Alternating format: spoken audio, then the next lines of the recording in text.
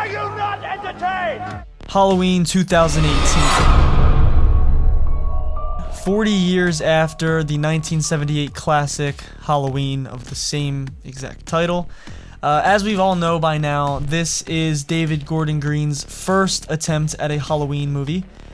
Depending who you ask, you might get varied responses as to the success of this movie and this trilogy as a whole. If you have stayed up to date with this channel, you would know that we are reviewing all of the Halloween movies in the franchise as we are exactly halfway to Halloween. I already reviewed Halloween Ends and Kills, so that brings us to here today, and we will work our way all the way to Halloween 1978. So Halloween 2018 centers around Laurie Strode dealing with the effects of the 1978 babysitter murders. She is more of a Sarah Connor in this adaptation. She is nothing like the H2O version of Laurie Strode. She is dialed up to 100. I can understand where David Gordon Green was going with this. I do think it was a bit much. She became a doomsday prepper. This movie basically opens up with two podcasters who go to interview Michael Myers at Smith's Grove, not sanitarium because it's 2018, Smith's Grove Hospital, State Hospital, I think they called it in this movie. And yeah, the Myers mask, this is the first time we get to look at it in this movie. I think it is the greatest mask in the franchise. Yeah, I don't know. Besides the Halloween Kills 1978 mask, and obviously the original 1978 mask, I think the 2018 tattered look is the best look that we've gotten for a Michael Myers mask since the original. I actually have the mask. Here. I actually have this mask in my office, and I look at it every day. So, as you can tell, I really am a fan of the Halloween 2018 mask. Honestly, I think Myers' portrayal by James Jude Courtney is the best portrayal of Myers. If I were to do a ranking of all of the Myers portrayals, spoiler alert, it's James Jude Courtney, as he is my favorite Myers ever. The way that he portrays him as this ethereal being, I think, is what makes Myers so terrifying. He is a man, like, in a physical human body, but the way he moves and the way he acts is what really allures an audience into the mythos of Myers. The mythos of Myers. Maybe I should make that the title. That sounds pretty cool. 40 years later, the mythos of Myers continues. That might be the title of the video. So if that's the title of the video, this is where that came from. Myers is at his best when his motive is not clear. I think that's why David Gordon Green took away the sibling aspect of Michael Myers and Laurie Strode. Him being just a random killer who just kills people for no reason at all is way more terrifying, because I could be victims of Myers. We know we're not in his warpath if he's going after his sister or his family like he was in the Cult of Thorn trilogy. In Halloween 2018, to pick out a specific moment where Myers is at his most terrifying, the awesome one take in Halloween 2018, where Myers is going through Haddonfield, picking people off. There's a specific part of that scene where Myers is going through a house, and there is a baby crying. Myers glances down at the crying child, and he decides to move on. That scene perfectly encapsulates how James Jude Courtney and David Gordon Green nailed Myers in this movie and this trilogy, to be honest, in my opinion. I mean, Myers goes right by that child crying in the crib, but the first on-screen kill that we see of Myers in Halloween 2018, Myers is killing a kid in the back seat of a car. So it really puts into question, what is Myers' motive? He killed this kid, but not this little infant child. Who is on Michael's kill list? You don't really know, and that's what makes him so terrifying in this movie.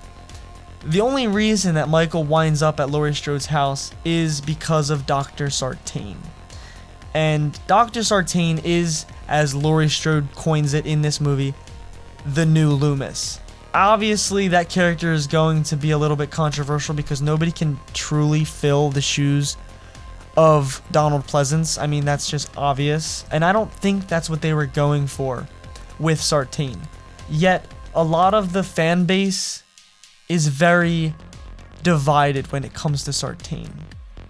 Obviously, Sartain does, in this movie, for all intents and purposes, kill Hawkins in the street. Obviously, that was retconned in Kills. But yeah, he kills Hawkins in this movie and then puts on Myers' mask. I feel like that is a very divided scene. It's a very controversial scene, I should say, in this movie. A lot of the audience hates that scene, and I totally understand why. I feel like if he didn't put on the mask, it would make that scene a little bit more forgivable.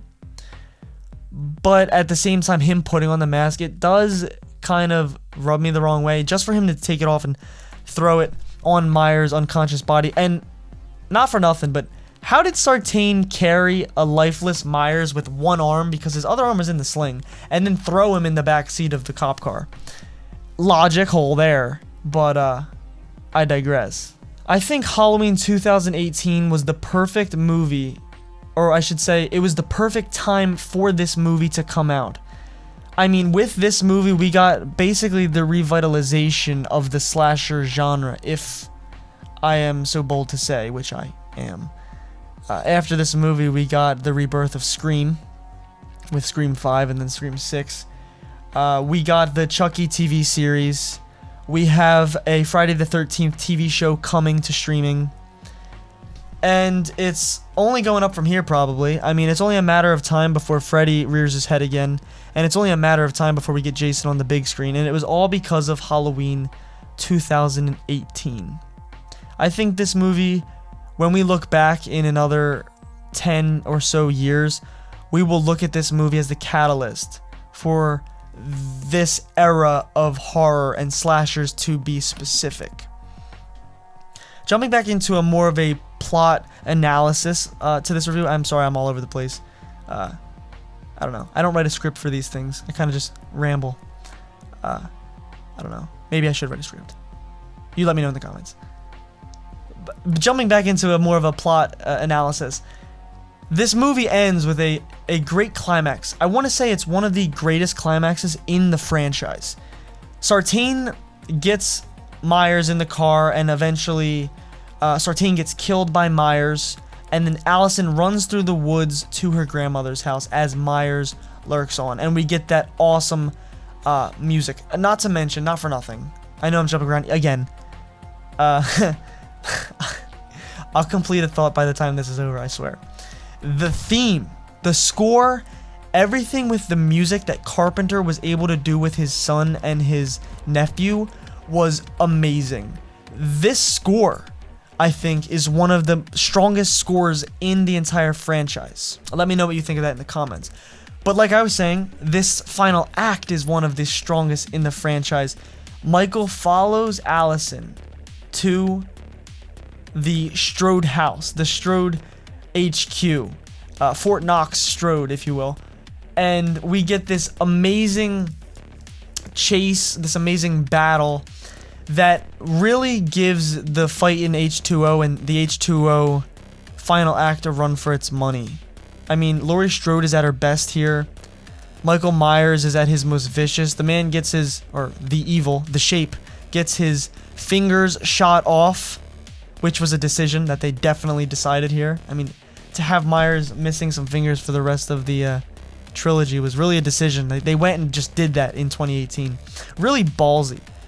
This whole trilogy was pretty ballsy by David Gordon Green. He really did take some swings, and you have to respect him for that, if nothing else. But then yes, the house gets burned down, as we all know, with Myers trapped in the basement, and the Strode women coming together to vanquish the evil.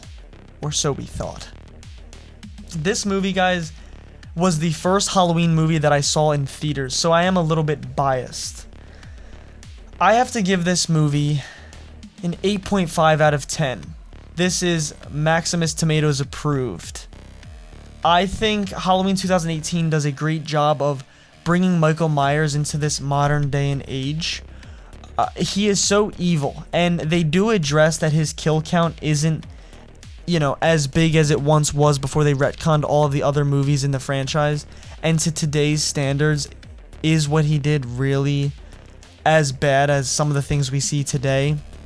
But they bump up his kill count in this, and they make him a force to be reckoned with. And the whole town of Haddonfield is put on notice in Halloween 2018. So the way that Myers was handled, and his killings, and the way he stalked, and the way he just went about his business in this movie is just on point for me, which is why the score of this movie is so high for me personally. Before we end this, I want to throw out some amazing honorable kills in Halloween 2018. The jack-o'-lantern kill, where Myers takes one of the police flashlights and shoves it in the decapitated head of one of the police officers, is gnarly. Not to mention the gas station scene when Myers drops the teeth over the bathroom stall. That was brutal. Not to mention one of the guys that worked in the mechanic shop at the gas station, how his head was bashed into the desk and his jaw was just hanging off and his teeth were missing. Halloween 2018 is really gory, and it's really up there, especially compared to the originals. This movie has some amazing gore and kills, so that definitely adds to the ranking that I gave it. But yeah, guys, this was my review of Halloween 2018. I know it was kind of all over the place. I'm kind of working with my review formats. I don't like to script. I kind of like to just go and talk as if you were in the room with me and we're just talking about our favorite franchise, Halloween. But yeah, let me know what you thought of my review in the comments down below. I appreciate you for watching. Up next is the Rob Zombie Halloween films. That leaves us one question to ask. Are you not entertained?